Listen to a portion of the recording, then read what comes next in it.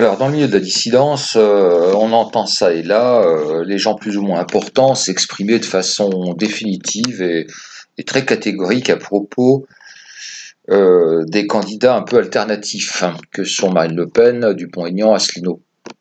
Bon, j'oublie Philippot, hein, parce que alors là, c'est bon, laissons tomber. Alors, il y a des gens qui ont une attitude pragmatique, et puis il y a des gens qui disent non, bah, c'est ci, bah, c'est ça, et puis c'est lui ou c'est elle qui détient la vérité. Bon.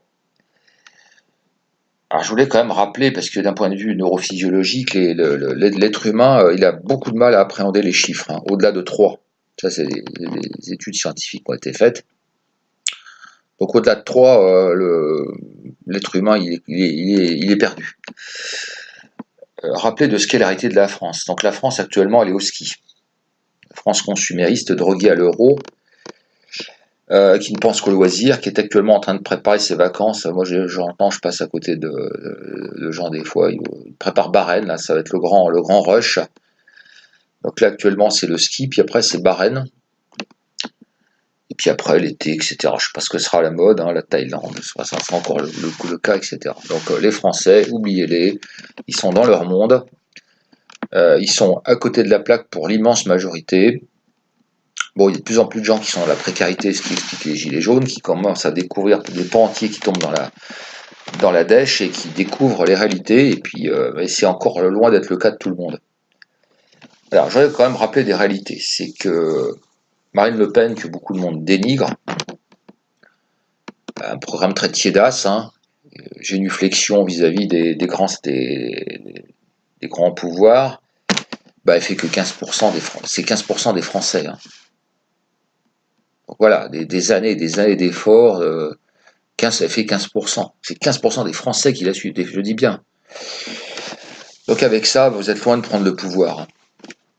Voilà. Alors Dupont-Aignan, pareil, hein, plus tiédasse que tiédasse, Dupont-Aignan, il a un discours moins à droite que ne l'avait Chirac plus jeune et Sarkozy avant d'être élu.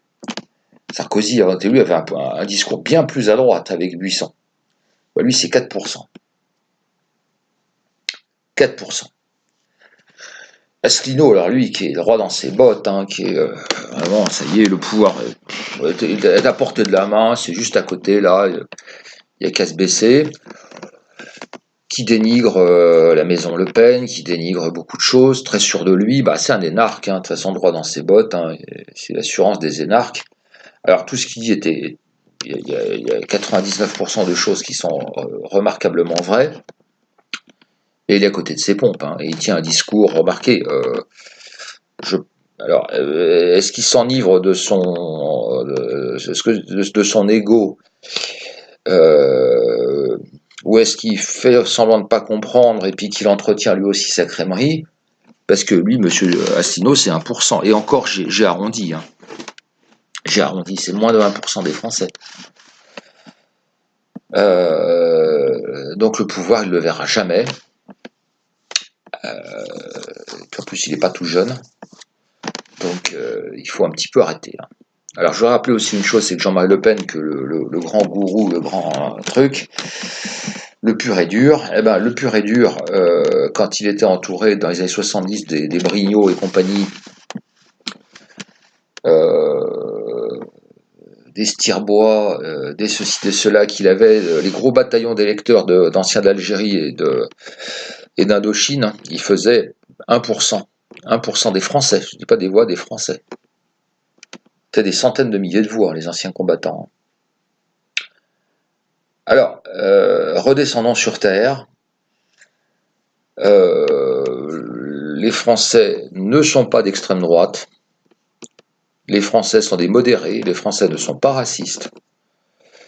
Les Français sont des petits bourgeois, consuméristes. Ils ont le pouvoir ils sont dans le déni. Ils s'enivrent de consommation, de loisirs, pour échapper aux réalités. Et en cela, ils bénéficient de l'euro. Donc, ils vivent à crédit sur l'euro. Et aucune prise de pouvoir électoral n'est envisageable. Ce sera envisageable que quand il se passera quelque chose de gros choc, c'est-à-dire qu'à mon avis, quand il y aura un nouveau krach bancaire et qu'on ponctionnera les comptes. là, ils vont se rendre compte. Les retraités vont petit à petit aussi, des tranches de retraités vont tomber dans la précarité, parce qu'à force de ne pas être revalorisés, etc., etc. Enfin, bon, de toute façon, la situation va s'aggraver de façon lentement, de façon assez relativement rapide, ça va s'accélérer, mais n'attendez pas que la population bascule. Hein. La population française, c'est du tertiaire, hein, c'est des gonzesses qui bossent dans les gratte-papier, des bullshit jobs, des travaux qui servent à rien. Donc le système capitaliste a énormément d'argent et suffisamment pour entretenir une clientèle de jobs tertiaires. Le tertiaire, ça sert à ça. Hein. Le tertiaire, ça sert à rien d'autre qu'à se créer une clientèle de petits bourgeois pour l'aider à maintenir son système. Voilà. Donc, pour l'instant, la seule chose envisageable, c'est de effectivement se rééduquer, puisque depuis 68, Vatican II, tout ça, c'est la déséducation. Donc rééduquez-vous, apprenez à vos enfants, organisez des cours, organisez le soir ou les week-ends, organisez des sessions de cours. Vous, vos enfants, organisez-vous entre vous. C'est la plus importante des choses. Et puis petit à petit, des gens nous rejoindront. Donc formons ceci, hein, pas de repli à la Suavelos, hein, sur soi, ne rien faire. Et petit à petit, les gens nous rejoindront, mais dans les urnes, faut pas trop compter le pouvoir. Alors ça veut pas dire ne pas voter, hein. Il faut absolument voter parce que le vote, c'est la répartition de nos impôts. Hein. Et si vous votez pas, les impôts seront mis dans des candidats qui sont nos ennemis.